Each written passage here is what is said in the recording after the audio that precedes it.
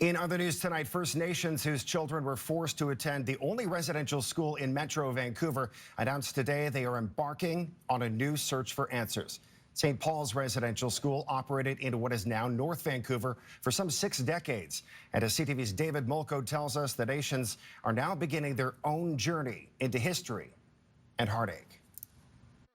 In the front row on the steps of St. Paul's, a young Stanley Thomas. He's about 4 or 5 years old. Tsleil-Waututh Chief Jen Thomas knows him best as Dad. I'm grateful he survived.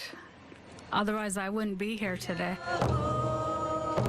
That nation, along with the Squamish and Musqueam, announcing an investigation into nearly 60 years of their own history. To honor and find those children who might not have gone home. And according to the nations, records show there are at least 12 unidentified children who never made it out. I often refer to the nuns in here as the good, the bad, and the very ugly evil. Willie Nahaney was forced to attend for nearly a decade. If we have been taught proper educational skills from day one, we wouldn't be doing what we're doing today. The Catholic Church, which still owns the site where buildings have come and gone, promising its full cooperation in a new search for records. We apologize with deep humility for the harms that resulted from the role the church played at this and all residential schools. The first step, formal interviews with those who choose to share.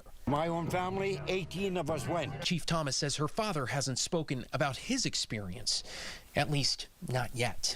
He'll tell us when he's ready to tell us, I think. And amidst these orange hearts symbolizing the discoveries of graves across Canada, these nations mark the start of what they call their healing journey, where they could very well find on these grounds what they already know to be true in their hearts, some of their own. David Molko, CTV News, North Vancouver.